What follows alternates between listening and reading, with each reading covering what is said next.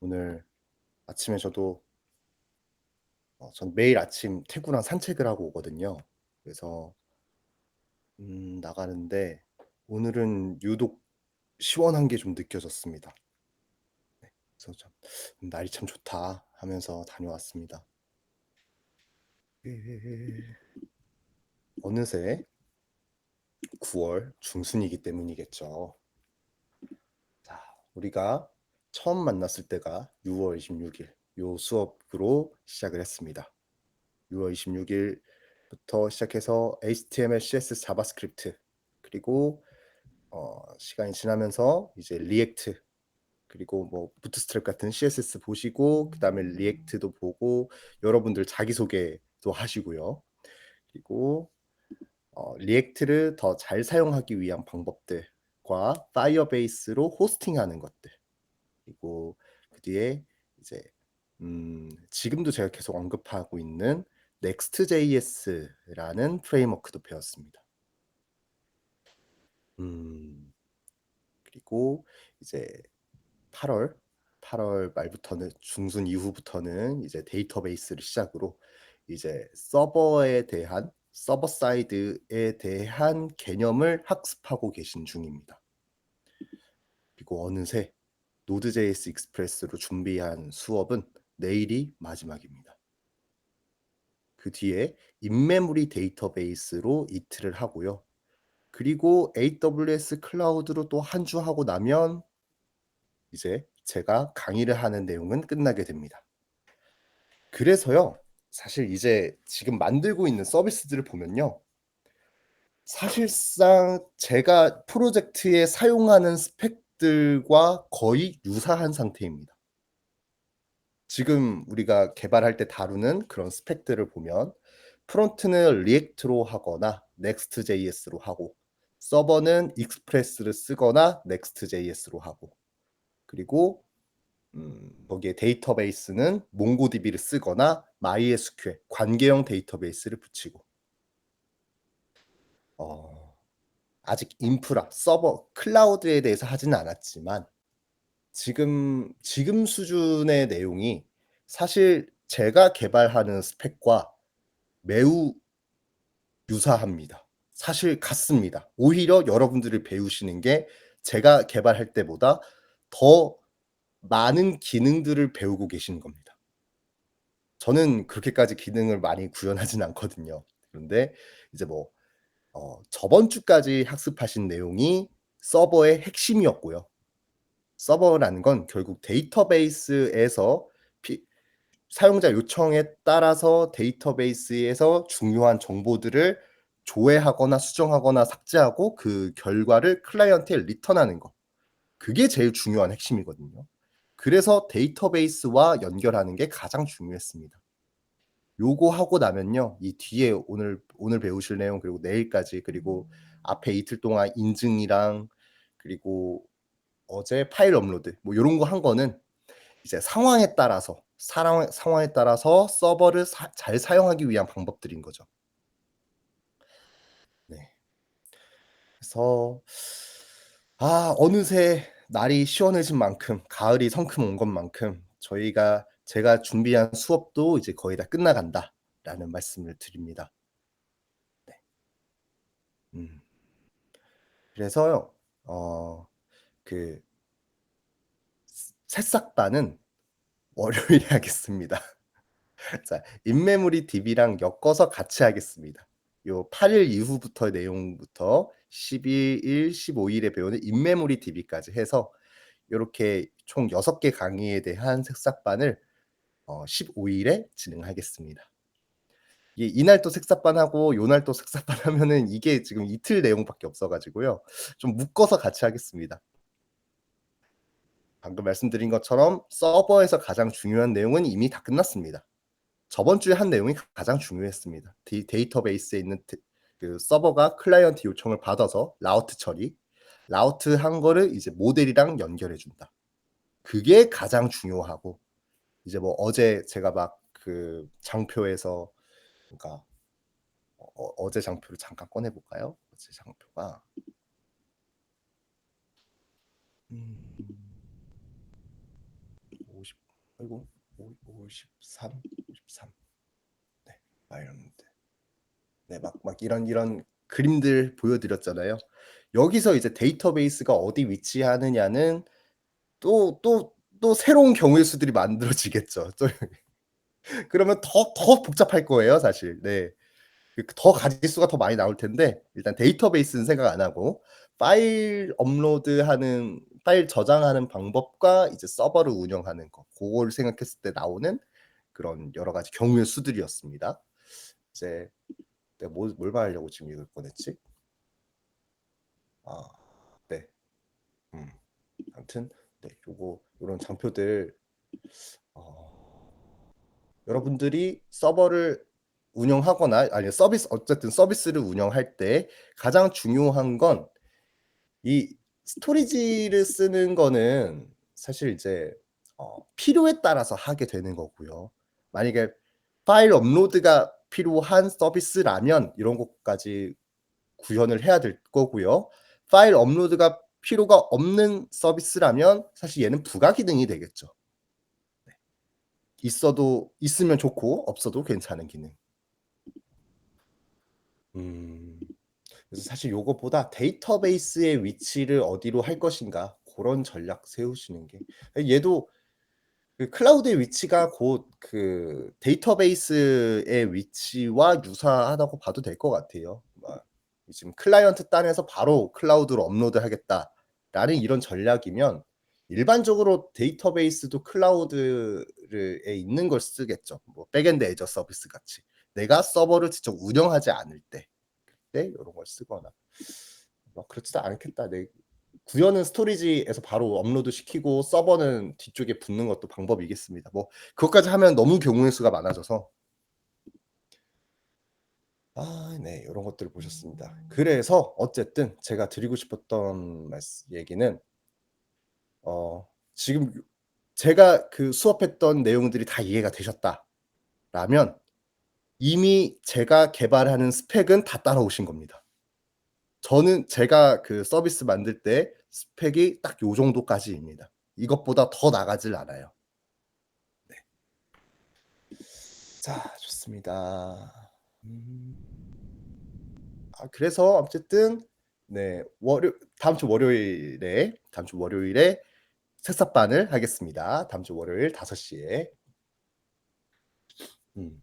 이러고 오늘 수업으로 들어가 보겠습니다. 자, 오늘 수업은 오늘도 이 서버를 더 잘 쓰기 위한 방법이라고 생각하셔도 충분하고요. 해 놓으면 좋습니다. 어떤 코드에 대해서는 필수적으로 하기도 해야 되고요. 만약에 내 서버를 내가 만든 클라이언트만 쓰는 게 아니라 다른 개발자들과 함께 쓰고 있는 서버다라고 하면 얘가 많이 중요합니다. 얘가 많이 중요해요. 네. 자, 알아보겠습니다. API 오류 처리와 테스트입니다.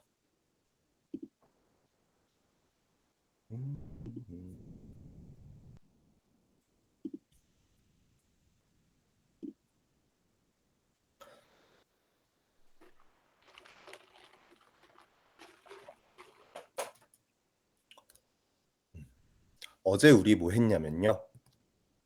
어제는 서버에서 파일 저장, 서버에서 파일 저장 아니다. 네. 어쨌든 클라이언트든 서버든 파일 저장하는 그런 코드들에 대해서 알아봤습니다. 클라이언트가 전송한 데이터를 서버 측에 영속적으로 보관하는 과정이라고 해서요. 자, 우리가 일반적으로 업로드, 다운로드라고 말하는 게 바로 요거죠. 파일을 전달하는 과정. 내가 서버에 파일을 올리는 요청을 하면 그게 업로드인 거고요. 서버에 있는 파일을 내가 받아오면 그게 다운로드인 거죠. 결국 요 파일 저장이라는 건 서버 관점에서 보면 업로드 기능과 다운로드 기능을 구현하는 것과도 유사하겠습니다. 자, 그래서 파일을 그 클라이언트 단 코드에서 다룰 때는 요런 코드들로 사용하더라. 가장 큰 차이 일반적으로 제이슨을 보낼 때와 가장 큰 차이는 이 폼 데이터 방식으로 보내야 된다는 겁니다. 왜냐? 그 차이가 왜 필요하냐? 헤더의 종류가 달라져서 그래요. 전달할 수 있는 방법이 달라지기 때문에. 일반적인 데이터 통신을 할 때는 가볍고 빠른 쉬운 제이슨이라는 걸 사용하는데 요런 기능을 구현할 때는 파일 전달을 구현할 때는 폼 데이터를 통해서 멀티파트 폼 데이터라는 요 방법을 통해서 어 멀티미디어 파일을 전달할 수 있다. 네. 그래서 이 멀티팔 이 그 서버 측에 이런 파일을 전달하고 싶을 때는 어플리케이션 제이슨 방식이 아닌 폼 데이터 방식을 사용해야 합니다. 고 차이가 있습니다.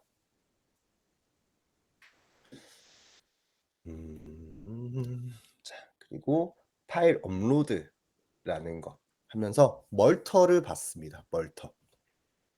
멀터라는 애는 익스프레스는 여러 가지 여러 개의 미들웨어를 껴서 이 익스프레스를 완성하는 구조였죠.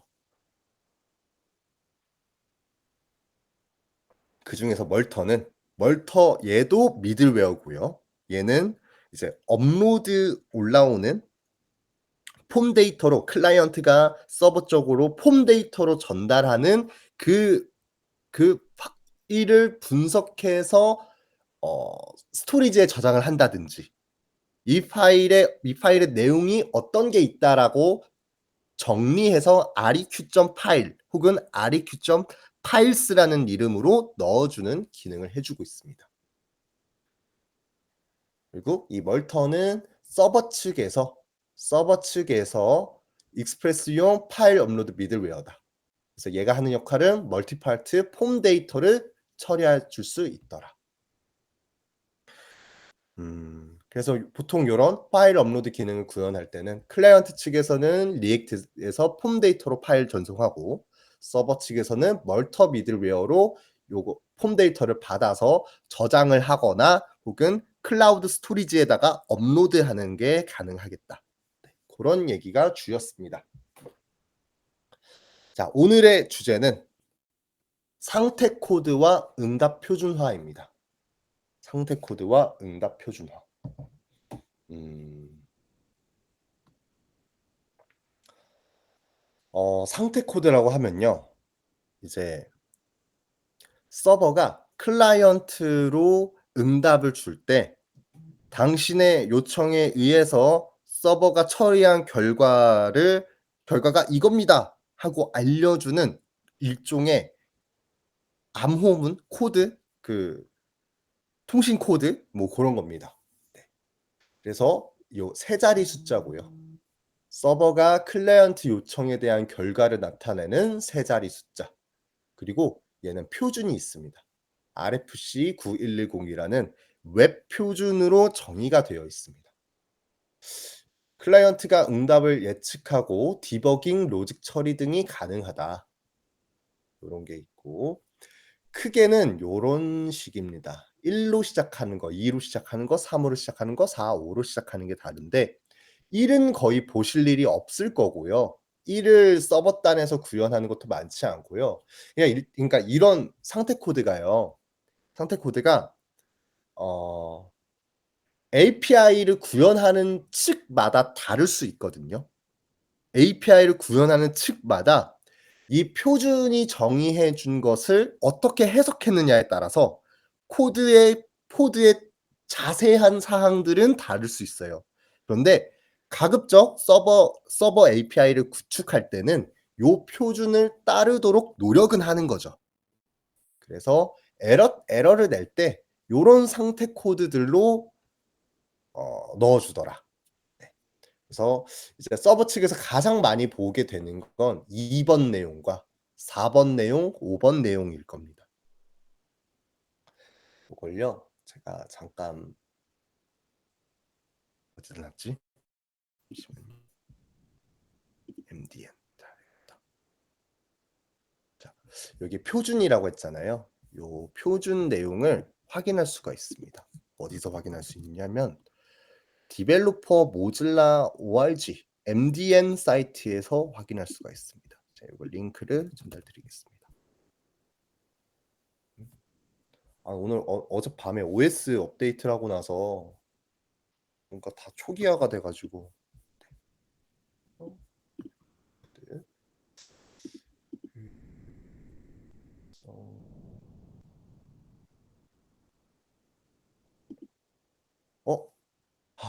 저 오늘 강의 자료 업데이트 안 했군요. 오늘 OS 업데이트 때문에 정신이 없어서 죄송합니다. 요거 쉬는 시간 때 바로 할게요.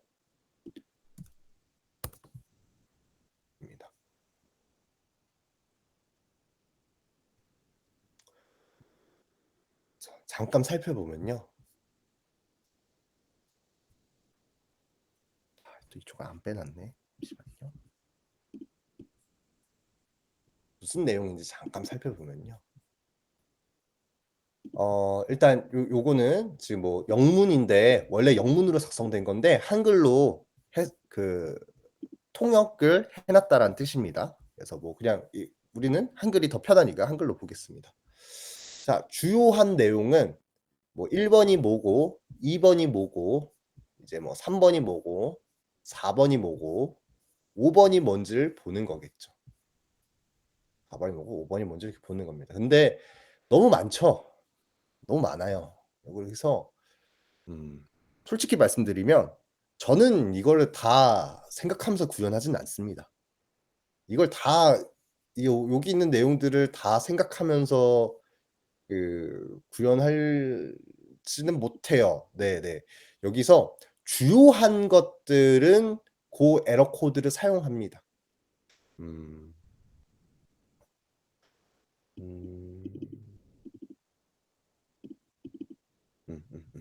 보통 얘가 많이 나죠. 500. 만약에 저처럼 이런 제가 서버를 제작하는 것처럼 오류 처리에 대해서 자세하게 하지 않은 경우에는 이런 뭉뚱그려서 500 에러를 내주는 게 일반적일 겁니다. 네. 오류의 원인이 분명하다면 이 중에서 적절한 것으로 오류를 내주는 게 방법이 되겠죠. 자, 그리고 그래서 저희 오늘 수업에서는 뭐 얘네들 지금 이거 하나하나 다 보는 건 쉬운 일이 아니고요. 이 중에서 이제 백엔드 API 서버를 구축할 때 API 서버 코드를 구현할 때 자주 사용하는 그런 코드 값들을 위주로 보겠습니다.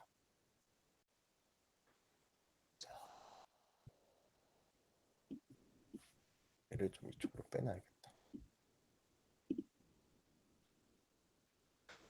그래서 일단 크게는요. 2번으로 시작하면 성공이란 뜻입니다. 성공.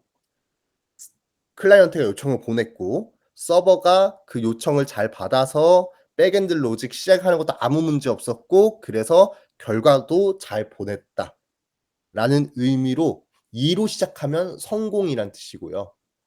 4로 시작하면 클라이언트가 서버로 요청을 보낼 때 거기에 담겨있는 값이든 전달하는 방식이든 뭐가 됐든 클라이언트가 잘못 요청 보냈다 라는 뜻으로 발생할 땐 4번 코드가 4로 시작하는 숫자의 코드를 사용하고요. 이제 5로 시작하는 코드는 클라이언트의 요청은 문제가 없었어요. 그런데 서버 로직을 실행하다 보니 오류가 발생했다. 근데 사실 그 경우는 좋은 경우는 아니죠. 서버 개발을 잘못했다는 거죠. 코드 개발을. 그래서 보통 5로 시작하는 오류들은 예측 불가능한 오류들이 거의 대부분입니다. 네.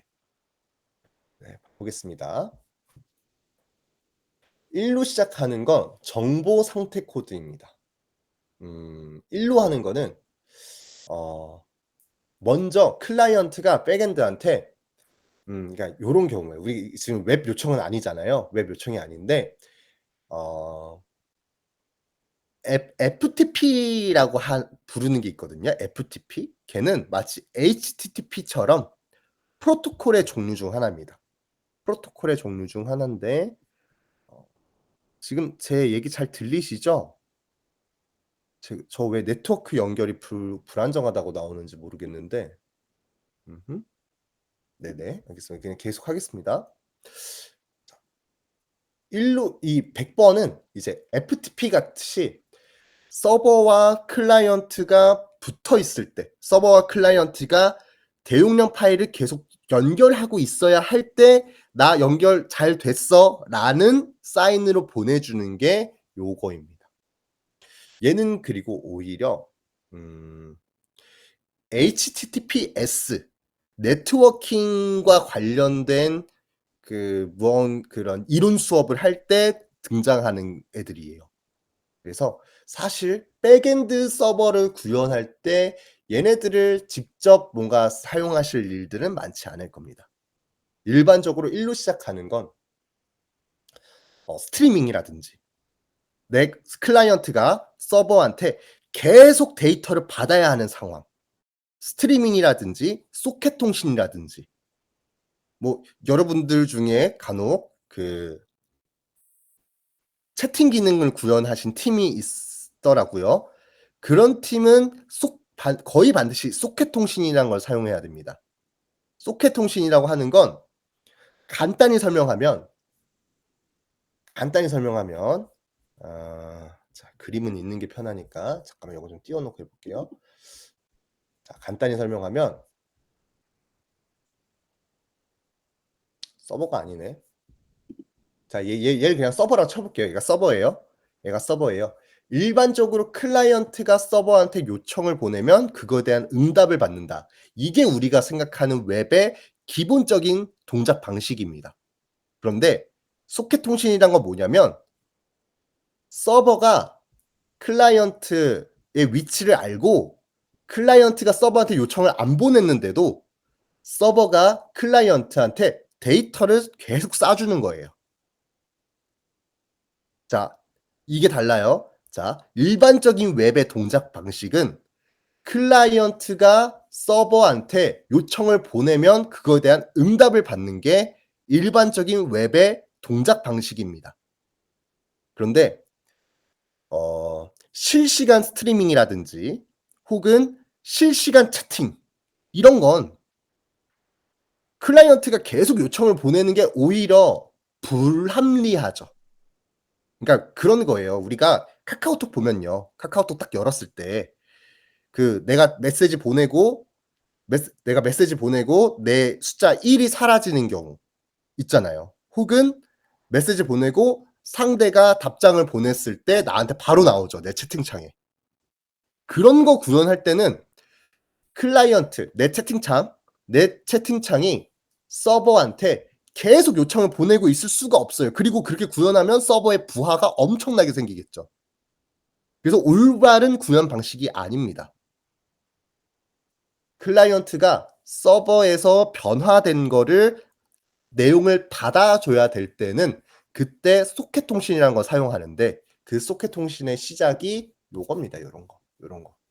이제 서버랑 클라이언트가 이제 소통할 준비가 되었다라고 이걸 핸드쉐이킹 과정이라고 불러요. 악수하는 과정. 고런 거. 예. 1 번으로 시작하는 거는 그래서 RESTful API를 구현할 때는 그렇게 많이 쓰지 않을 겁니다. 근데 만약에 여러분들 중에 스트리밍 기능을 구현하신다든가 소켓 통신 기능을 구현하시는 분이 있다면 요 이제 뭐 1 번이 이제 유의미하겠죠. 네. 어쨌든 1 번은 네트워크 상에서 클라이언트와 서버가 이제 "잘 통신을 시작해 볼까?" 하면서 약속을 하는 상태. 악수를 하는 상태, 핸드쉐이킹을 하는 그런 단계 때 사용되는 코드들입니다. 좋아요. 자, 다음으로 2 번은요.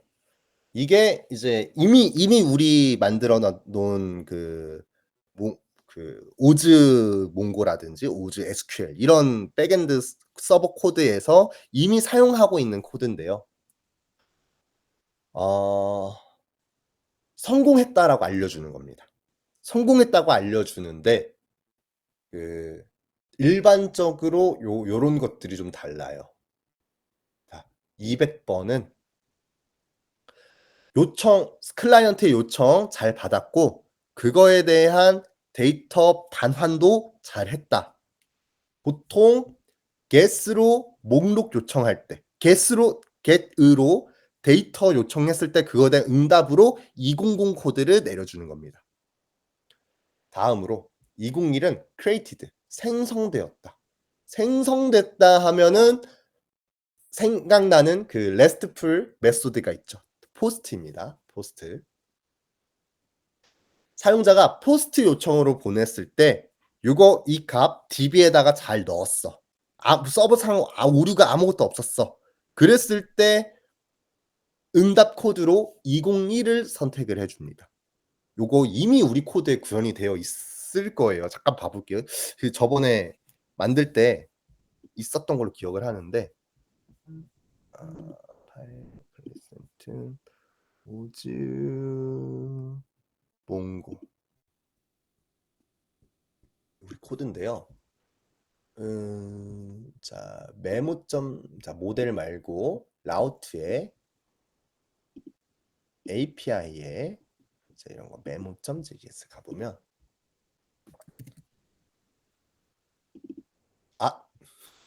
구현이 안 돼 있네요. 얘가 아니라 거기서 되어 있나 봐요. 리센트 오즈 SQL 이쪽 코드에서는 구현을 해줬던 것 같은데 또 저기는 또 중앙 처리한다고 또 요런 스테이터스는 또 빼먹었네요. 요런 게 어려워요. 그러니까 한번 중앙 처리한다고 이렇게 코드를 만들어 놓으면요. 그러니까 얘는 지금 잘 하고 있잖아요. 이렇게. 오늘 not found 뭐야 이거? 이제 응답을 어디서 하는 거죠? 얘 왜 응답을 안 하죠? 포스트 뭐야 이거? 여기 있죠. 201 이렇게 보내잖아요. 네. 요런 코드가 이런 상태 코드 규칙을 웹 표준 규칙을 지켜준 좀 더 품질 좋은 API 서버라고 볼 수 있겠죠. 근데 보면요. 얘도 동작하고요. 아까 보셨던 오즈 몽고도 사용하는 데는 아무 문제가 없어요. 다만 내 API 서버가 예측 가능하게끔 할 때 사용해 주는 거라고 봐주시면 되겠습니다. 자, 201은 이제 포스트 요청에 인해서 어쨌든 생성이 되었다. created, 생성이 되었다. 202는 accepted, 요청을 수락한다. 당장 데이터를 반환해 주는 건 아닌데 일단 너의 요청으로 인해서 오케이 보냈고요. 서버는 알아서 작업 진행하고 있을게. 우리 만든 것 중에 예를 들면 이제 뭐 회원가입할 때 이메일 재발송 그런 거는 예로 줄 수가 있겠죠. 이메일 재발송 비동기 로직은 그거대로 실행시키고 응답은 나 실행시켰어. 202 업셋 하고 응답 주고 그런 게 가능하겠죠. 그래서 일반적으로 OK를 쓰면 되고요. 일반적으로 OK 쓰는데 이제 생성되었다. 요청을 수락해서 나는 이제 비동기 처리 시켰다. 이럴 때 이렇게 코드를 좀 다른 걸 써주면 좋겠습니다. 그리고 203은 사실 이 중에서 얘는 세 개를 많이 쓰고 얘까지도 많이 쓰고요. 203은 이제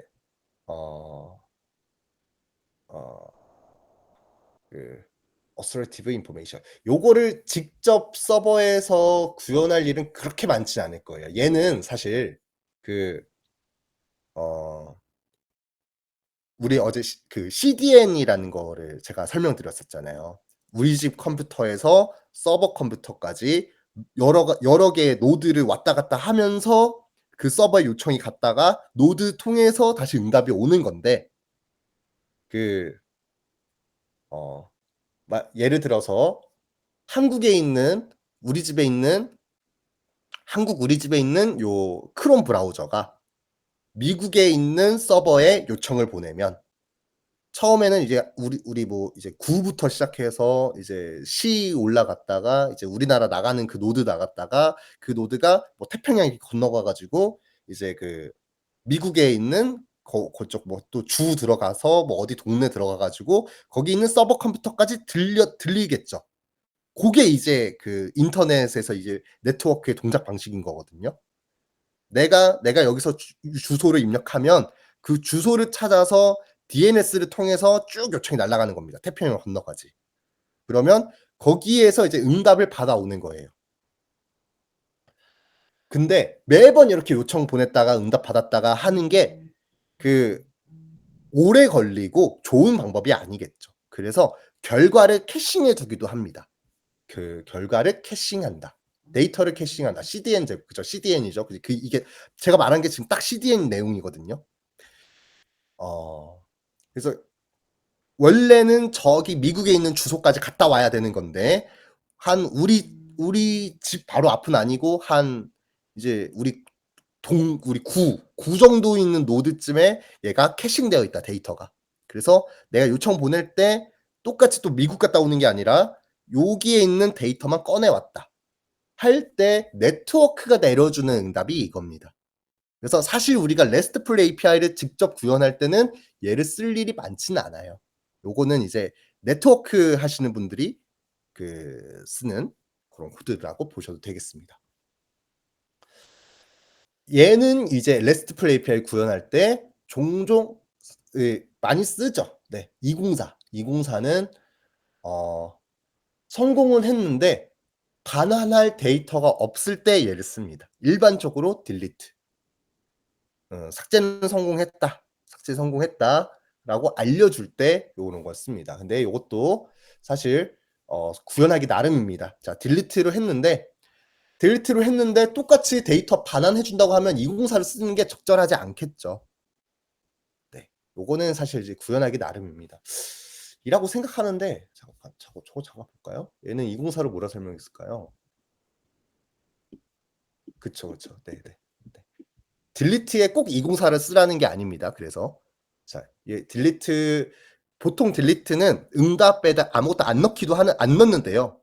근데 상황에 따라서 넣어 줄 수도 있겠죠. 뭐 삭제된 데이터의 인덱스가 뭐야라는 정보라도 이렇게 알려준다면 그건 이제 204로 응답해 주는 게 그렇게 적절한 응답 방법은 아닐 겁니다.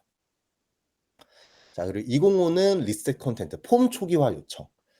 네, 뭐 거의 쓸 일 없으실 거고요. 네, 206은 파셜 컨텐트, 부분 컨텐츠 반환. 이 두 개를 넣어 놓은 거는 이제 205와 206 여기까지는 이런 애들이 안 붙은 애들이에요. 지금 근데 결국 요거는 이제 문서 뷰를 클라이언트 측에서 뭘 추가적으로 하면 좋겠다라고 하는 건데 얘네들은 이제 서버 사이드 렌더링 때 사용하던 코드들입니다. 그래서 여러분처럼 지금 이제 클라이언트 사이드 렌더링이 주인 요런 구조에서는 사용할 일이 거의 없으실 겁니다. 자, 여기까지 하고 자, 다음 3번입니다. 3번은 우리가 리디렉션이라는 개념을 알아야 하는데 자, 리디렉션이라고 하는 건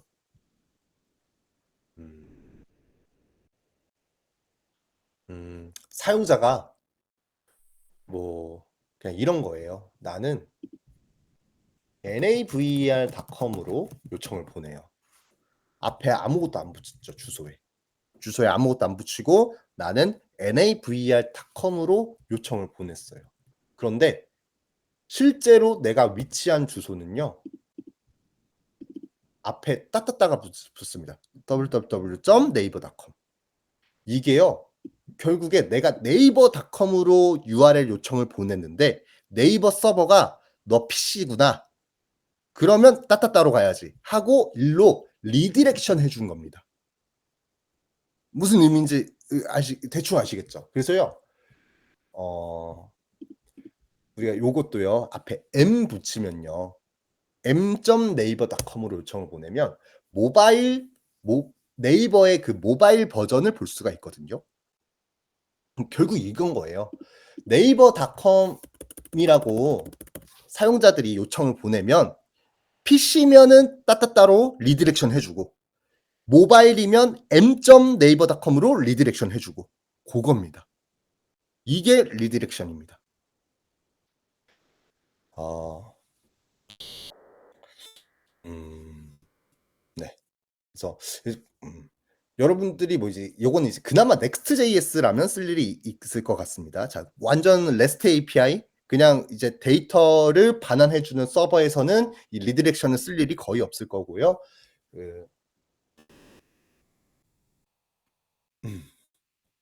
Next.js처럼 내가 서버 사이드 렌더링을 구현할 때는 리다이렉트하는 그런 코드들을 구현할 수 있습니다. 그래서 보면은 뭐 보통은 이겁니다. 보통은 301 URL을 바꿔준 거.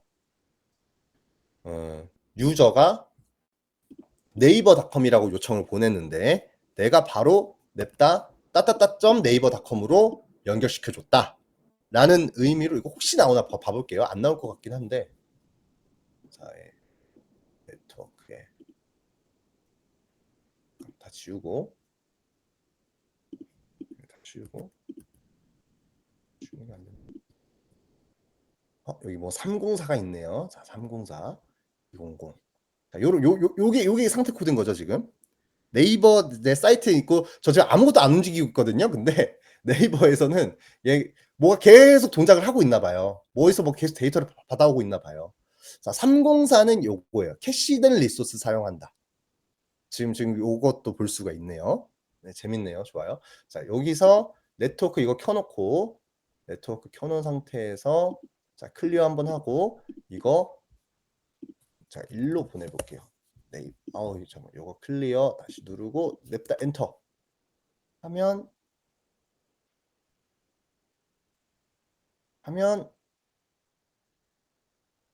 301 떴습니다. 네, 되네요. 네네. 코드가 남네요.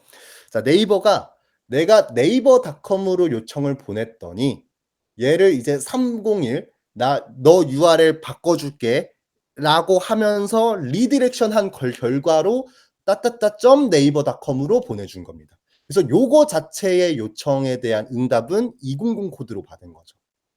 네, 좋습니다.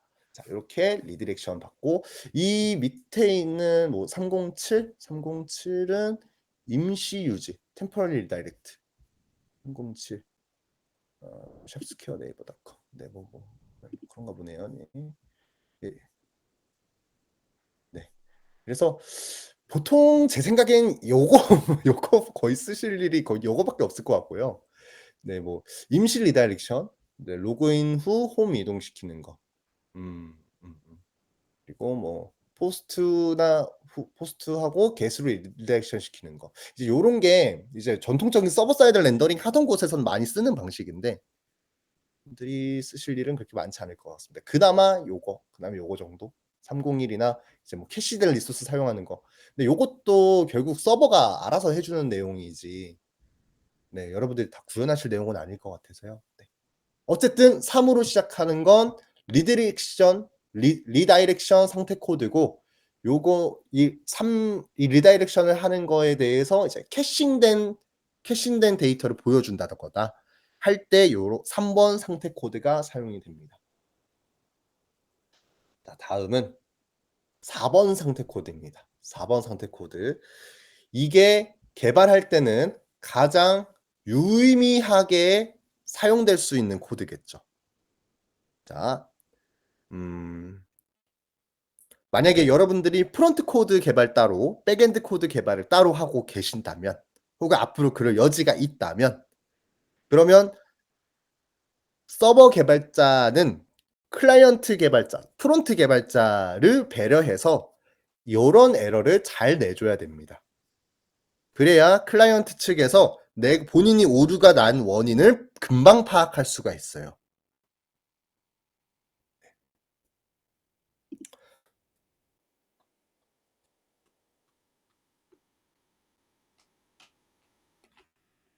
자, 4번은요. 진짜 많거든요, 수가. 진짜 많아요.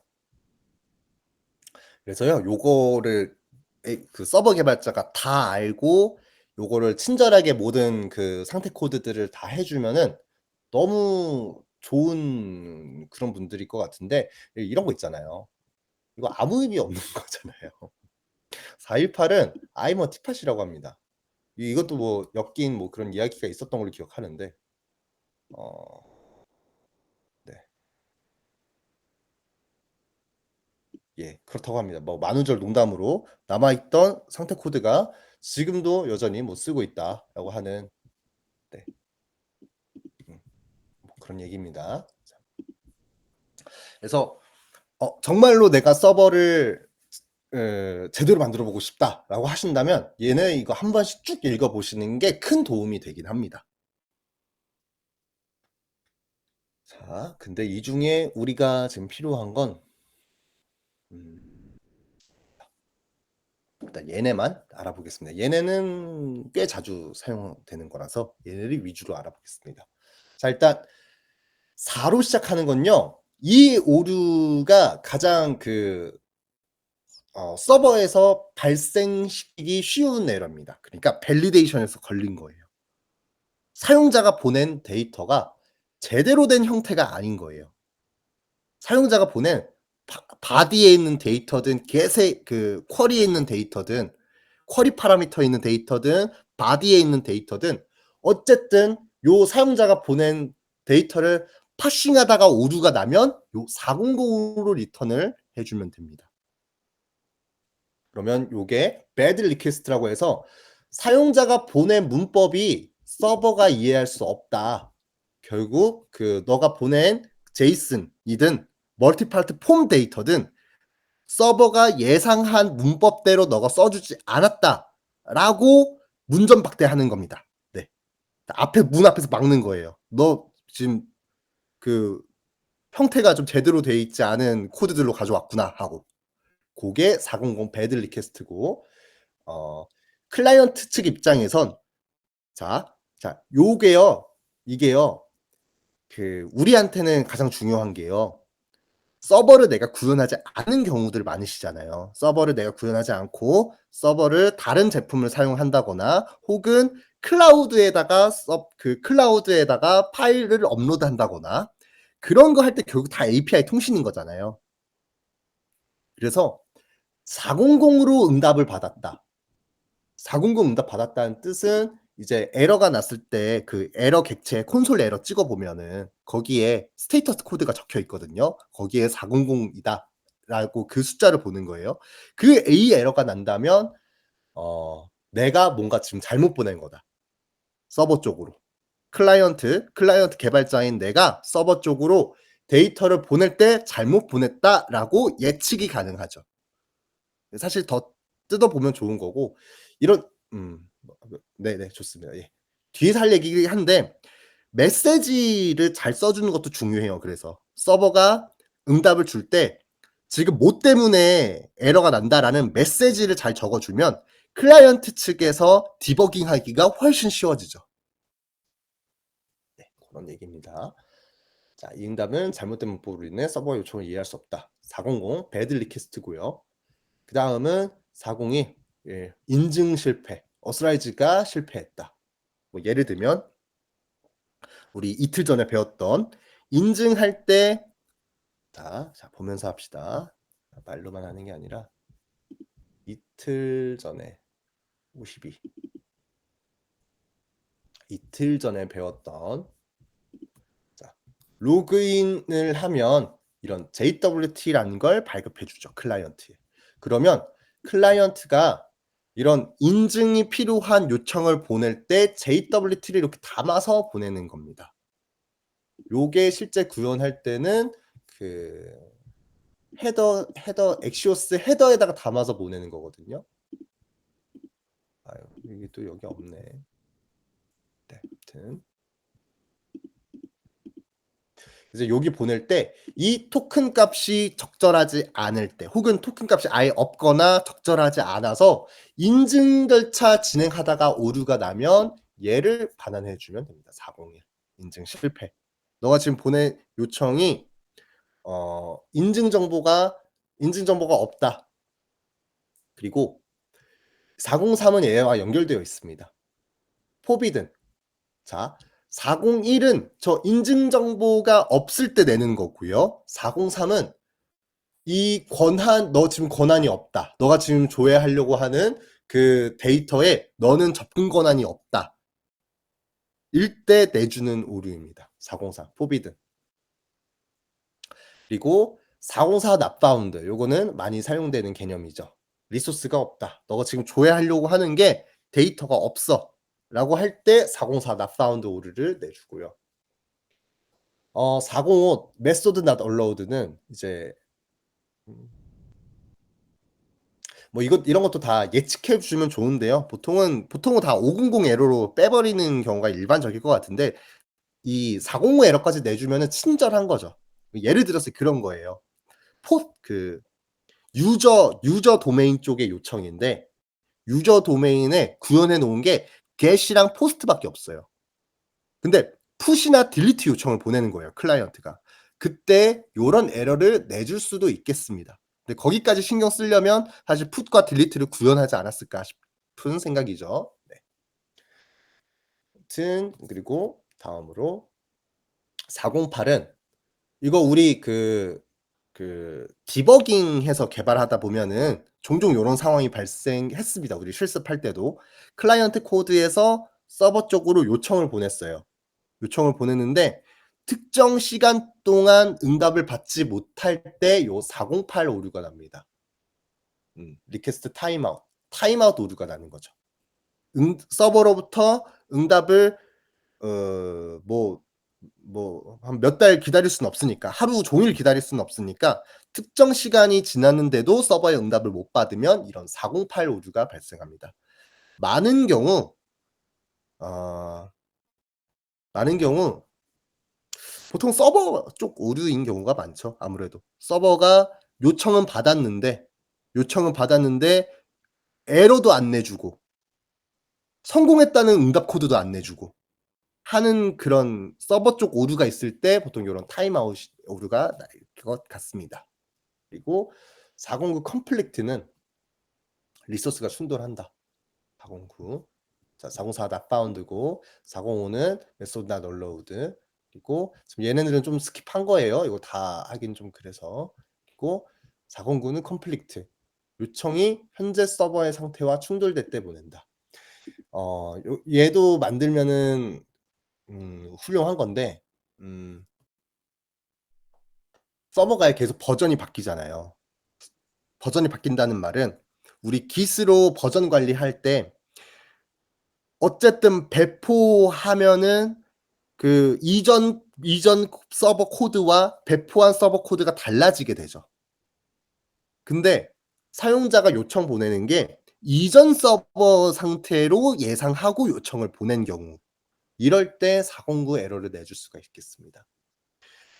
자, 얘도 그렇게 구현하기 적절한 내용은 아니에요. 자, 그리고 413이 내용이 너무 길 때, 파싱이 안 될 정도로 너무 길 때 파싱하다가 오류가 났는데 그 요청 범위 너무 커서 나는 거다 하면 이런 413 오류를 내줄 수가 있겠고요. 혹은 각 필드마다 정해진 텍스트 글씨 수가 있는데 그거를 넘게 요청을 했을 때 이런 413 에러를 내주는 것도 방법이겠습니다. 이제 또 415는 이제 멀티파트 데이터를 요청을 보내는데 나는 JPG, PNG 이런 타입밖에 안 받을 거야. 너가 만약에 PDF 파일을 보낸다면 난 오류를 낼 수밖에 없어. 이런 상황이 있을 수 있겠죠. 이럴 때 미디어 타입이 지원할 수 않는다라는 의미로 415 오류를 내줄 수 있고요. 그리고 429는 이제 이게 뒷내용이랑 이어지는 거거든요. 한 번에 갑자기 너무 많은 요청을 보냈을 때 그때 너 지금 너무 많이 요청을 보냈어. 보통은 리액트에서 무한 호출이 발생할 때 얘가 가능한 요런 응답을 받을 여지가 있겠습니다. 자, 11시네요. 자, 10분 자, 사진 촬영하시고 10분 쉬고 오겠습니다. 네, 여러분 중간 출결 찍을게요. 카메라 얼굴 잘 나오게 부탁드릴게요. 찍겠습니다. 하나, 둘, 셋. 네, 완료했습니다. 네, 고생 많으셨습니다. 자, 11시 10분에 뵙겠습니다.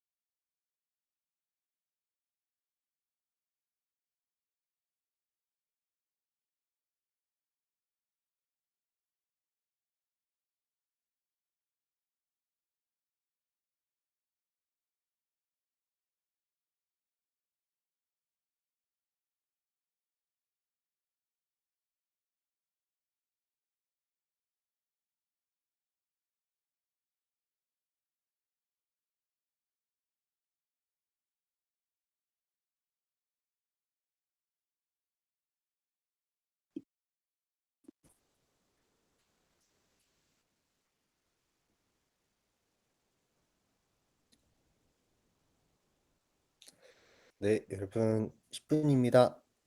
다들 잘 쉬고 돌아오셨을까요? 네, 많이들 오신 것 같아서 자, 이어서 해보겠습니다. 자, 음, 가장 많이 보실 거는 2번대와 4번대일 것 같습니다. 200번대와 400번대. 자, 200번대는 완료. 서버가 작업을 잘 완료했다라는 의미로 반환을 해주는 코드인데 이 성공이 어떻게 성공됐다라는 그 작업인 거죠. 네. 그래서 200이면은 이제 데이터 반환했다. 이제 뭐 204면은 본문에 데이터 없다. 201이면 잘 생성했다. 한 요 세 개 정도가 중요하게 잘 많이 쓰일 것 같습니다. RESTful API에서는. 그 외에도 이런 것들이 있는 거 잠깐 봐주시면 되겠고, 그다음에 4번대. 4번대는 우리가 아무래도 우리 제품을 만들다 보면요, 결국 클라이언트 구현이 메인일 수밖에 없을 것 같아요. 그렇죠? 그 클라이언트 구현을 하다 보면 이제 다른 제품, 다른 API와 통신을 할 때나 아니면 이제 내가 만든 서버 혹은 다른 개발자가 만든 서버와 통신을 할 때 요걸 통해서 내가 잘못 보낸 건지, 뭐가 지금 서버에서 마음에 안 들어 가지고 지금 오류를 낸 건지를 예측이 가능해집니다. 그리고 결국 요 상태 코드를 통해서 디버깅 한다는 의미에서 볼 때는 이 400번대 코드가 아무래도 가장 중요해 보입니다. 400번은 내가 담아서 보낸 데이터가 서버가 보기에 적절하지 않은 구조다 할 때 발생하는 오류. 401은 인증 토큰이 적절하지 않을 때. 근데 이 중에 특히 403은 인증 토큰은 읽혀지는데 너가 지금 이 데이터베이스 이 서버 자원을 조회할 권한이 없다. 일 때 403. 그리고 404는 너가 지금 조회하려고 하는 리소스가 존재하지 않을 때 404 not found. 그리고 405는 뭐 메소드가 없을 때 자, 구현을 거의 없을 거고요. 자, 408은 이제 너무 요청이 서버에서 너무 오래 걸려서 서버가 에러 응답도 안 주고 성공 응답도 안 주고 계속 어떠한 응답도 안 주고 있을 때 발생하는 에러. 408 리퀘스트 타임아웃. 그래서 보통 타임아웃은 서버 쪽에 문제가 있을 가능성이 높아요. 내 클라이언트에서 요청은 잘 나갔는데 서버에서 응답을 안 주니까 지금 계속 기다리고 있는 거거든요. 네. 그래서 보통은 이제 디버깅 하면서 개발할 때 클라이언트 측에서 요거를 보실 가능성이 좀 있고요. 실서버로 올렸는데 이 에러가 난다고 하면 408 리퀘스트 타임아웃이 난다고 하면 서버가 성공이든 오류든 응답을 줘야 되는데 그걸 안 주고 계속 기다리고 있는 거니까 그 경우에는 이제 뭐 서버 쪽에 이런 서버의 에러라고 예측해 볼 수 있을 겁니다. 근데 만약에 진짜 그냥 작업 자체가 너무 오래 걸리는 작업일 수도 있잖아요. 그러니까 이건 또 설계의 이슈인데요. 클라이언트 사용자가 서버한테 뭔가 요청을 보냈어요. 그런데 그게 막 데이터베이스도 오래 조회해야 되고 그거 가지고 또 어디 API도 연결해야 되고 막 그런 작업이어서 너무 작업이 오래 걸리는 거예요. 진짜로 오래 걸리는 걸 수도 있잖아요. 그럼 그 경우에는 요걸 어떻게 해야 될까? 타임아웃을 클라이언트 측에서 타임아웃 시간을 늘리는 게 나을까요? 그게 아니라 얘를 써줘야겠죠. 202. 서버 측에서 너무 그러니까 보통 그렇게 오래 걸리는 작업들은 다른 API한테 뭘 쏴준다든지 막 하는 그런 일들일 거예요. 예, 그런 일들 할 때는 서버 측에서 일단 202 오류를 죄송합니다. 서버 측에서 작업이 너무 오래 걸릴 거로 예상되는 작업을 실행을 시켰다면 그거의 트리거가 사용자의 요청인 거죠. 예를 들면 이런 게 가능하겠네요. 사용자가 요청을 보냈는데 요청 보낸 순간 데이터 크롤링을 막 진행해요. 그럼 오래 걸리겠죠. 그러면 이거 할 동안 클라이언트 측은 계속 멈춰서 기다려야겠죠. 서버가 크롤링 잘하고 그거에 대한 응답 잘 가져와 가지고 다시 서버가 클라이언트에 응답을 줄 때까지 클라이언트가 계속 기다려야 되잖아요. 그거는 적절하지 않은 구조겠죠. 그래서 그런 외부 자원을 사용한다든지 이제 어쨌든 시간이 오래 걸리는 뭔가 작업을 실행해야 된다면 그 작업 결과를 나중에 확인할 수 있는 프로세스로 구성을 해 줘야 되는 거죠. 지금 이 작업을 끝내고 그거의 응답을 바로 클라이언트한테 준다는 설계가 아니라. 네. 어쨌든 요런 또 설계에 대한 얘기입니다. 프론트 클라이언트가 그러니까 서버에서 시간이 오래 걸리는 작업이 있다면 클라이언트가 서버한테 요청 보냈을 때 그 작업 시작시키고 서버는 클라이언트한테 202 응답을 줍니다. 그래서 일단 잘 접수가 됐구나. 오류가 날지 모르겠지만 일단 접수가 됐구나라는 식으로 UX를 설계를 해 주고 이거에 대한 결과를 나중에 어딘가에서 확인할 수 있게끔 해 줘야 되겠죠. 그런 겁니다. 자, 좋아요. 그래서 400 뭐 하다 이 얘기를 했지? 40 요청 시간 초과. 네, 408. 네. 409는 이제 리소스 충돌, 413은 페이로드 투 라지. 자, 413이 나는 경우는 그러니까 뭐 16글자의 필드만 보내야 된다라는 그런 제약이 있었는데 클라이언트가 서버한테 막 1000글자를 보냈어요. 아니 아무튼 16글자가 초과하는 글자를 보냈어요. 그럴 때 이 에러를 내주면서 사실 얘를 내주나 이 말도 되잖아요. 네. 그래서 요거는 서버 단에서 구현하기 나름일 수 있겠다 싶습니다. 이 에러도 저는 많이 봤습니다. 예를 들어 결제 API 구현할 때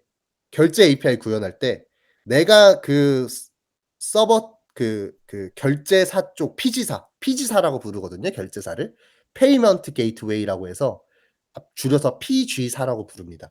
그 결제 연동사들 그런 결제 연동사들한테 데이터를 주고받을 때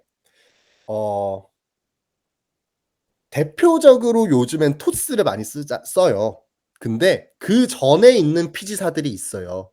뭐 예를 들면 이게 막 언급해도 되나 모르겠는데 그 뭐 이니시스 E로 시작하는 그런 업체나 뭐 몇 개 업체들이 있습니다. 굉장히 오랫동안 PG사를 해온 업체들. 근데 그 업체들은요. 내가 구현하려고 하면요. 가이드 문서 하나 주고요. 그 가이드 문서대로 내가 다 구현해야 됩니다. 그 가이드 문서가 뭐냐면요.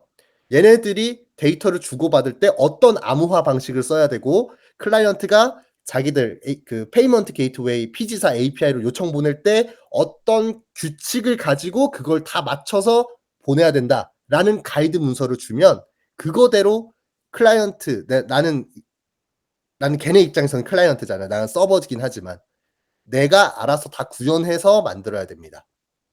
그러다 보면 내가 암호화하니까 글자 크기가 막 달라져요. 그럴 때 요런 에러를 많이 봤던 걸로 기억이 납니다. 네. 네, 그렇습니다. 그래서 자, 뭐 딴소리가 너무 길었네요. 네. 하고 자, 뭐 unsupported 그리고 429는 too many request 요청 초과. 한 번에 너무 많은 요청이 나갈 때 이런 에러가 발생하고 이 too many request는 이제 음 어 예를 들어서 뭐 DB단에서 사용량 대비 뭐 DB가 아니라 어쨌든 클라우드 제품을 사용한다고 생각한다면 얘를 좀 신경 쓰셔야 됩니다. 클라우드 제품을 사용해서 내가 서버를 구축한다라고 한다면 사용량 대비 과금이 되는 형식이잖아요. 자, 온프레미스의 장점은 내가 서버를 구축해 놓고 쓰는 거의 장점은 내가 인프라도 내가 다 만들어야 되고 내가 계속 유지 보수도 해야 되고 처음에 이 컴퓨터도 사야 되고 다 비싸고 막 이런데 결국에 얘의 장점은 이 컴퓨터가 내 거잖아요. 그래서 얼마를 쓰든 얼마나 데이터를 저장하든 상관없이 비용은 똑같다. 처음에 샀던 그 컴퓨터의 가격. 그런데 클라우드를 사용한다는 건요. 일반적으로 내가 요청을 보낼 때마다 과금되는 형식이에요. 사용량 대비 과금이에요. 그래서 초기 비용은 압도적으로 저렴하죠. 내가 컴퓨터를 살 필요가 없으니까. 근데 클라우드를 사용한다는 건 곧 내가 요청을 많이 보내면 보낼수록 과금이 더 되는 구조란 말이에요. 근데 우리가 리액트 저번에 저랑 개발할 때도 보셨지만 종종 그런 오류가 납니다. 무한 호출 오류. API 서버 쪽으로 무한 호출이 나가는 오류가 발생할 때가 있어요. 요거는 웹 개발하다 보면요. 심심치 않게 발견되는 이슈입니다. 무한 호출이 발생했다라는 뜻은 그러면 무한 과금과도 같은 말이 될 수 있겠죠. 그러니까 얘를 좀 신경을 써야 됩니다. 사실은 클라우드 제품을 쓰면 클라우드가 클라우드 네트워크 상에서 얘를 막아주긴 합니다. 근데 내 코드 상에서도 얘를 구현해 놓는 게 더 안전한 방식일 수 있겠죠. 좋습니다. 자, 이렇게 해서 4번 때까지 봤고요. 마지막 5번 때 빠르게 보고 끝내겠습니다. 자, 5번 때인데요. 어 음 사실 서버가 오류를 내면 안 되겠죠. 일반적으로 서버가 오류가 난다는 가정이 있는 것 자체가 말이 안 됩니다. 서버는 항상 올바르게 동작을 해야 되는 거를 보장해 줘야겠죠. 그러다 보니 거의 대부분 요겁니다. 서버 내 500. 뭐 에러가 났는데 원인을 잘 모르겠는 에러가 났어요. 그러면 오는 거예요. 그리고 뭐 502 이런 배드 게이트웨이는 이제 우리가 우린 지금 서버 코드 얘기하는 거고 이제 서버 컴퓨터 단에서 네트워크 상에서 발생한 오류들이 있어요. 그게 이 뒤에 있는 502, 504 이런 애들입니다. 내 서버 코드 안에서 낼 수 있는 오류가 아니라요. 네트워크 상에서 서버 네트워크 상에서 오류가 발생했을 때 이런 502와 504를 내줄 수 있습니다. 자, 이런 503은 왜 서비스 내렸다, 셧다운했다, 서버 잠깐 셧다운됐다. 그럴 때 이런 503을 내줄 수가 있겠죠. 네. 그래서 뭐 사실 뭐 여기 얘기할 게 많지 않습니다. 서버는 그냥 일반적으로 얘입니다. 일단 기본적으로 서버가 오류가 난다라는 걸 가정할 수가 없죠. 애초에 코드 작성할 때 오류가 나는 걸 염두에 두지 않고 작성을 해야 되고 오류가 나는 걸 예측할 일이 있을 수가 없을 것 같습니다. 네네네. 네. 보통은 잘 동작하는 거를 기본으로 깔아두고 코드를 작성하니까요. 네. 그렇습니다. 자, 5번 때 오류는 그렇습니다. 자, 그리고 결국 요런 게 요 객체 만드는 것과 이어집니다. 오류 응답을 표준화하는 것도 중요하고요. 에러 어쨌든 응답할 때 이 형식이 일관되게 유지시키는 게 중요합니다. 네. 결국에 오류가 났을 때 처리할 수 있는 거는 오류 미들웨어를 사용하면 되겠죠. 매개 변수 4개짜리 미들웨어. 이걸 통해서 오류의 어떤 특정 안쪽에서 오류가 나면 다 일로 넘어오니까 여기에서 이런 식으로 작업을 해줄 수가 있겠습니다. 자, 다음으로 뭐 오늘 수업 시작할 때도 말씀드렸지만 사실 중요한 건 저번 주에 데이터베이스와 연결되는 서버는 데이터베이스 자원을 조회하고 막 이런 것들이고 자, 오늘은 또 부가적인 개념으로 서버에서 알면 좋은 것들이란 개념으로 상태 코드란 걸 봤고요. 그리고 레이트 리미팅이라는 것도 좀 보겠습니다. 보면 아까 말씀드렸던 무한 호출되는 경우 클라이언트가 서버한테 무한 요청을 보내더라. 요게 지금 우리가 리액트 개발할 때는 내가 낸 오류니까 그냥 귀여운 건데 실제 클라우드로 올라간 서버에서 무한정으로 요청이 들어오면은 그거는 디도스 공격이죠. 서버가 다운되길 바라고 악의적인 요청이라고 볼 수가 있습니다. 그래서 이 레이트 리미팅이라고 하는 건 일반적으로 클라우드를 이용한다면 클라우드에서 요걸 알아서 좀 잘 해줘요. 근데 내가 온프레미스로 서버를 만들고 운영할 거야 라고 한다면 이런 인프라 관련된 내용들도 내가 알아서 좀 해야 될 겁니다. 그럴 때 얘를 사용할 수가 있습니다. 레이트 리미팅, 익스프레스 레이트 리밋이라는 게 있습니다. 그래서 뭐 이런 윈도우 MS와 이런 맥스 이런 걸 사용해서 시간당 최대 요청수를 제한시킬 수가 있습니다. 네. 볼까요? 네. 사용 방법은 간단하죠. 인스톨 하고요. 요 익스프레스 레이트 리밋이란 거 설치하고 임포트 받아서 요거 요렇게 만들어 주고 이거 이렇게 만들어 주고 요 미들웨어를 껴주는 형태. 그간 앞에서 이제 익스프레스 가지고 미들웨어를 개발한다는 개념으로 봤던 많은 것들과 유사하게 동작시킬 수가 있습니다. 그 얘는 이제 뭐 이런 거죠. 메시지에다가 too many request, 너 지금 요청 너무 많이 보냈다. 코드로 뭐 이런 것도 넣어주고 스테이터스로 429 에러를 내준다. 클라이언트의 요청이 지금 너무 과도하다. 이렇게 내줄 수가 있겠습니다. 다음으론 로깅과 모니터링입니다. 자, 서버를 운영할 때, 우리가 개발할 때는요,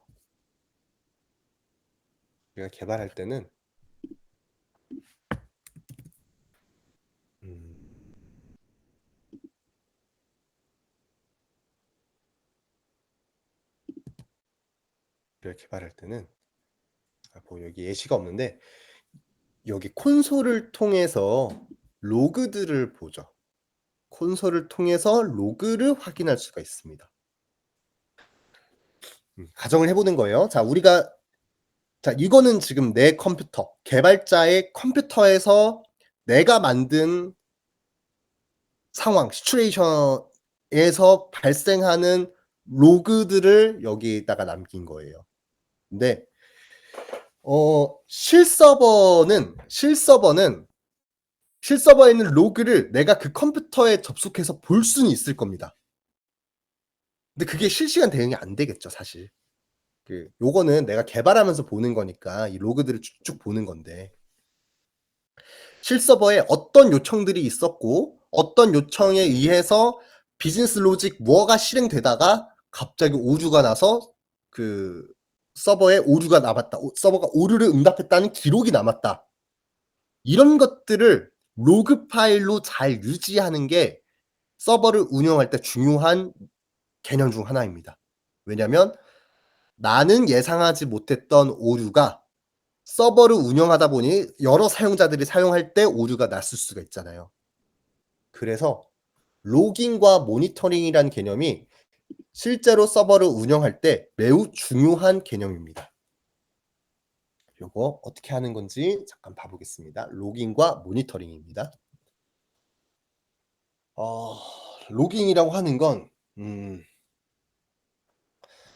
클라이언트 요청 그리고 서버 응답 요것뿐만 아니라 클라이언트 요청으로 인해서 내부적으로 그 비즈니스 로직이 실행되는 이런 막 과정들 이런 것들을 텍스트 파일로 남겨놓는 게 로깅입니다. 로깅을 왜 하냐? 이렇게 남겨놓은 그 내용들을 가지고요. 성능 분석도 할 수 있고 보안 추적도 가능하고 어디서 오류가 났는지 확인하는 것도 가능합니다. 그래서 일반적으로 서버 개발자들은요, 이 로그 파일에 의존해서 디버깅을 하는 경우가 많아요.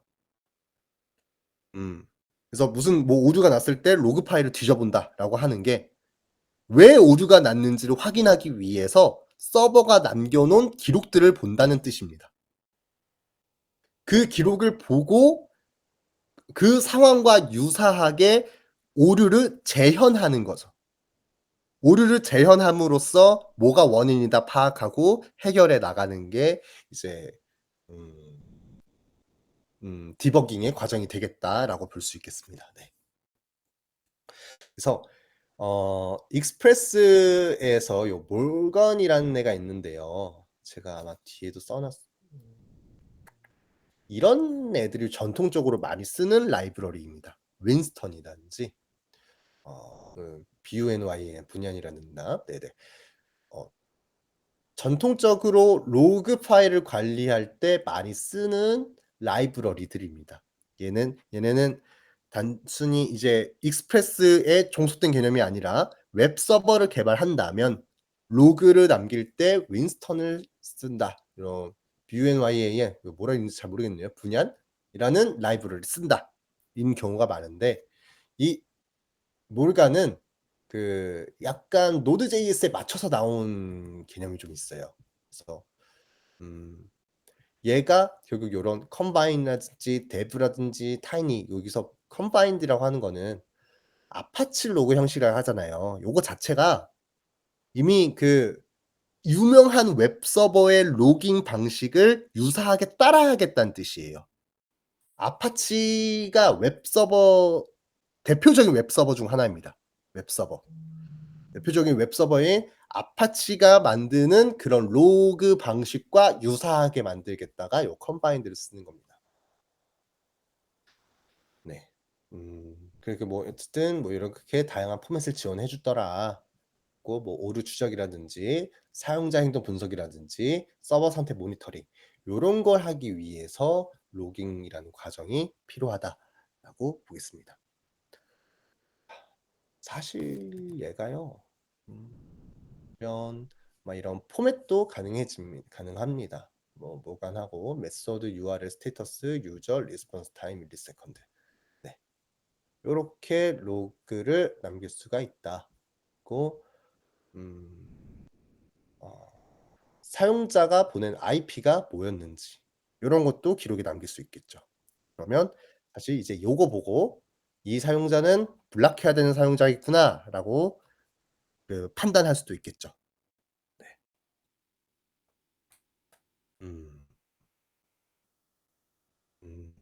결국에 이렇게 만든 이 몰건 통해서 생성한 그 로그를요.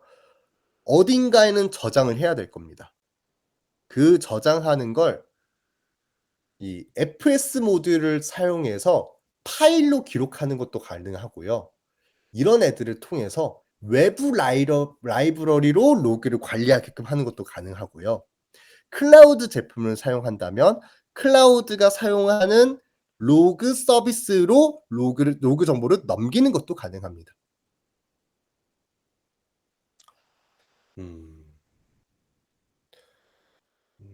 여기서 일반적으로 쓰이는 거는 이 로그 레벨이라는 게 있습니다.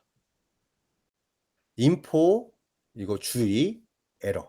인포는 그 로그 중에서 이제 일반적인 정보를 남기기 위해서 남기는 로그를 인포 레벨로 하고요. 원은 이제 주의가 필요한 것들을 이 원 그리고 실제로 오류가 발생했어요. 그때 오류가 발생했기 때문에 남기는 기록은 에러. 뭐 이런 것들을 남길 수가 있고 그리고 아까 얘기했던 그 외부 서비스로 전달한다는 게 이런 AWS의 클라우드 와치 요런 쪽으로 전달한다는 걸 의미합니다.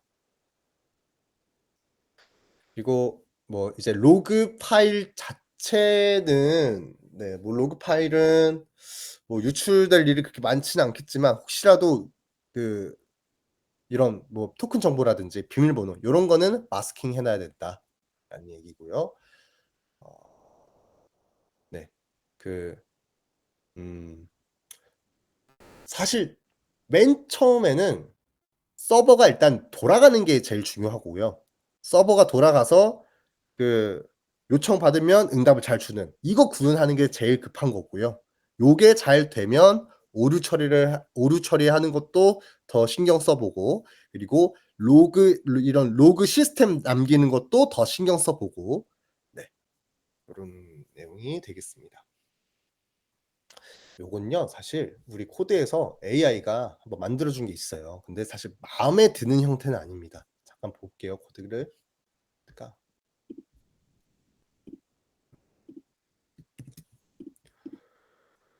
여기서 멀터가 어떻게 쓰였냐면요. 오지 SQL 말고 오지 몽고 봐보겠습니다. 오픈 리센트 오지 몽고. 이거 보면 .js 파일에서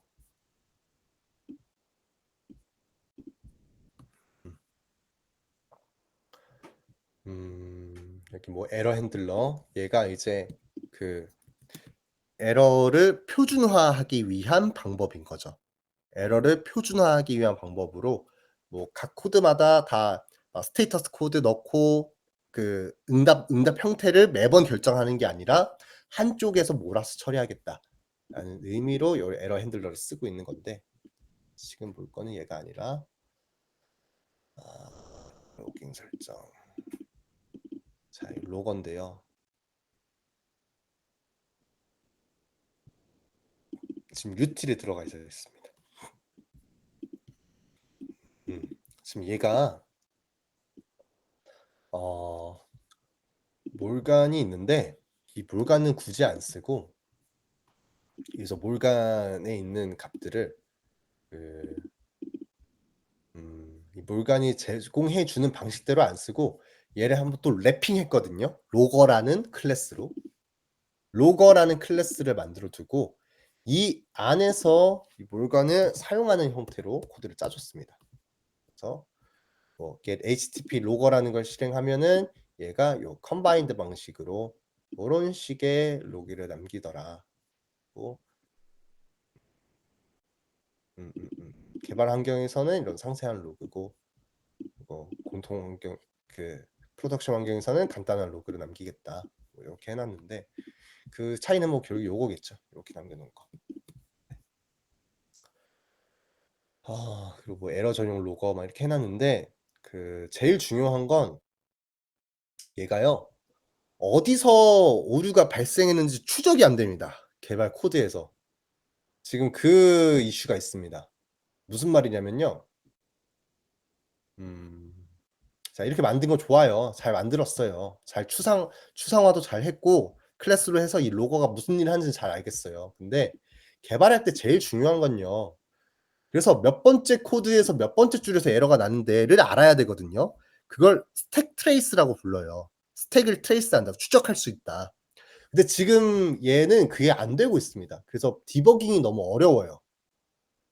그런 이슈가 있습니다. 네. 지금 현재 요 코드에서는 디버깅 할 때 오히려 얘를 끄는 게 나을 정도로, 이 로깅 하는 걸 지워버리는 게 나을 정도로 스택 트레이스가 잘 추적이 안 되는 현상이 있습니다. 그래서 그것도 좀 해결해 봐야 되겠고요. 네.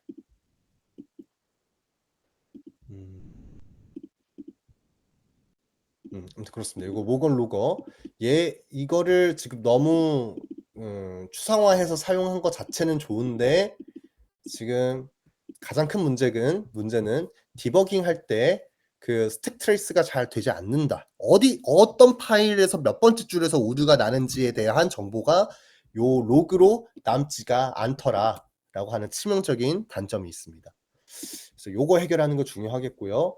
자, 다음에 요 에러 핸들러 쪽 보면은 이거 좋아요. 이거 좋은데 지금 보면은 왜 API에 대해서만 not found 적용하고 API에 대해서만 요 에러 핸들러로 하고 그 외의 오류들은 또 사고사로 하고 있고 또 다른 오류들은 이걸로 처리하고 있고, 그래서 도대체가 이게 그 일관성이 없다라는 문제가 있습니다. 지금 요 API 서버는 결국 응답이 /API로 시작하는 건 요 핸들러로 처리하고 이거 외의 에러들은 얘네들로 처리하고 있어요.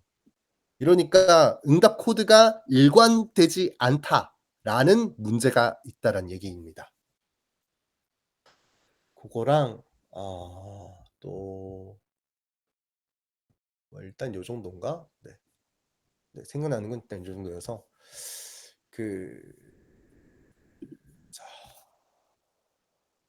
요거랑 그 앞에서 봤었던 이거 세팅하는 것도 필요하겠습니다. 레이트 리밋 세팅하는 거.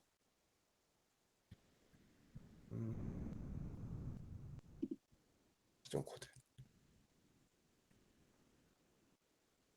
그리고 로그 파일을 저장시켜 보라고 하겠습니다. 오늘 발생한 로그들을 오늘 날짜 폴더에다가 그 로그 파일로 저장시켜라. 해놓고 나중에 그래서 사용자랑 왔다 갔다 했던 그 기록들이 다 그 로그 파일에 잘 저장되는 거를 한번 눈으로 보는 것까지 한번 구현을 해보겠습니다. 자, 하면 좋은데요. 제가 직접 다 하면 좋은데요. 네. AI의 도움을 받아서 후다닥 해보겠습니다. 자, 저는 문제점들을 지적해 줄게요. 얘한테 지금 프로젝트가 가지고 있는 문제점들을 하나씩 알려줄 겁니다.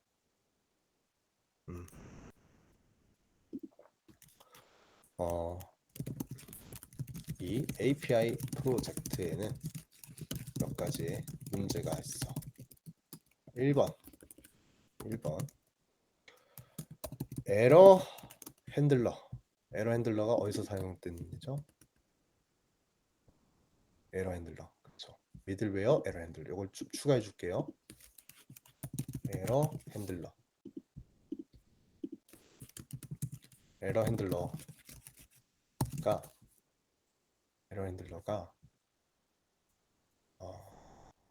슬래시 API에 해당하는 패스에만 도착해. 그래서 그 외에는 얘가 별도. 요것도 이렇게 해서 컨텍스트를 추가해 줄게요. 커맨드 C. 요 코드 복사해서 이 프롬프트 창에서 붙여넣기를 하면은 이렇게 얘가 컨텍스트를 알아들을 수가 있습니다. 사실 이렇게 안 해도 AI가 잘 읽긴 할 텐데 혹시 몰라서 추가해 보았습니다. 그래서 그 외의 요청에 대해서는 app.js에서 별도로 오류 응답을 처리하고 있어. 모든 요청을 일원화해줘. 그리고 두 번째 문제. 지금 얘의 큰 문제 중 하나가 에러 핸들러에서 에러 핸들러가 아니라 그 리스폰스 하는 거. 일단 이것만 해볼까요? 얘의 이슈만 더 얘기해 볼게요. 지금 에러 핸들러에서 개발할 때 오류가 나면 어떤 파일을 어떤 함수에서 오류가 나는지 알 수가 없어. 디버깅에 유리하도록 스택을 트레이스 할 수 있도록 로그를 남겨줘 라는 얘기도 해보고요. 다음 세 번째로 다음에 응답 객체에 코드가 없는 것도 좀 지적을 해보겠습니다. 여기 API 라우터 가보면 여기에 막 이런 것들 있잖아요. 유저 라우터가 지금 보면 API 리스폰스로 석세스로 보낸다라고 되어 있는데요. 자, 무슨 말이냐면 이 유저 라우트거든요. 라우트. 유저 라우트의 get의 결과가 이렇게 가고 유저 라우트의 get의 결과가 이렇게 가고 포스트의 결과가 이렇게 갑니다. 있네요. 잘 돼 있네요. 이거 지적하려고 했거든요. 요거 없다고. 근데 이미 되어 있네요. 201. 그러면은 풋은 유저 이거 메시지도 잘 들어가네요. 아, 이건 괜찮은 것 같아요. 그러면 얘는 괜찮은 것 같습니다. 없으면 없는 대로 내주는 거구나. 아, 그쵸. 자, 봐봐요. 얘가 딱 그렇습니다. 지금 계시네. 딜리트 할 때 AI가 만든 코드는 그쵸. 네, 굳이 204로 안 했어요. RES 널. 근데 요거는 말을 해볼게요. 3번 라우트들이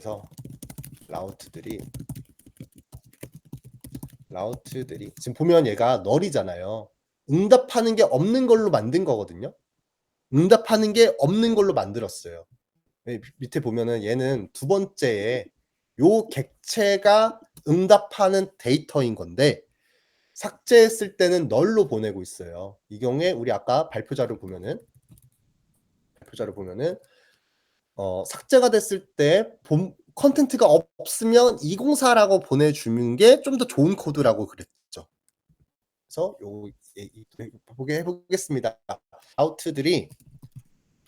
라우트 코드들에서 메서드에 대한 응답으로 본문이 없는 응답을 할 때는 204 응답을 주는 게 좋아. 요거랑 4번으로 자 요거랑 또 뭐였죠? 스택 트레이스 스택 안 된다는 거. 그리고 요거 로거 좀 따라가 볼게요. 로거 이거 결국 에러 핸들러 로거랑 이어지는 건데 자, 로거도 컨텍스트로 추가해 볼게요. 로거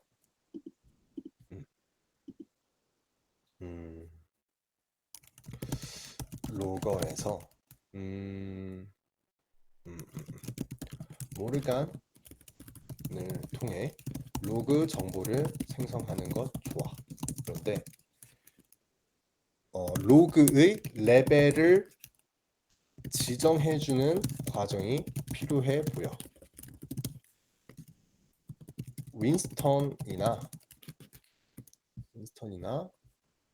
BUNYA 윈스턴을 쓰라고 하겠습니다. 제가 저걸 써본 경험이 많지가 않아서 윈스턴을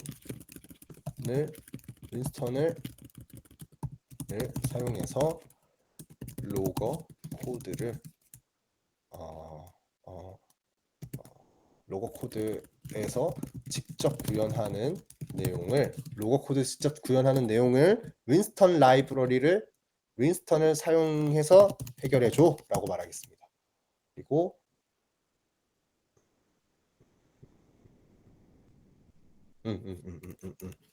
최종 로그 파일은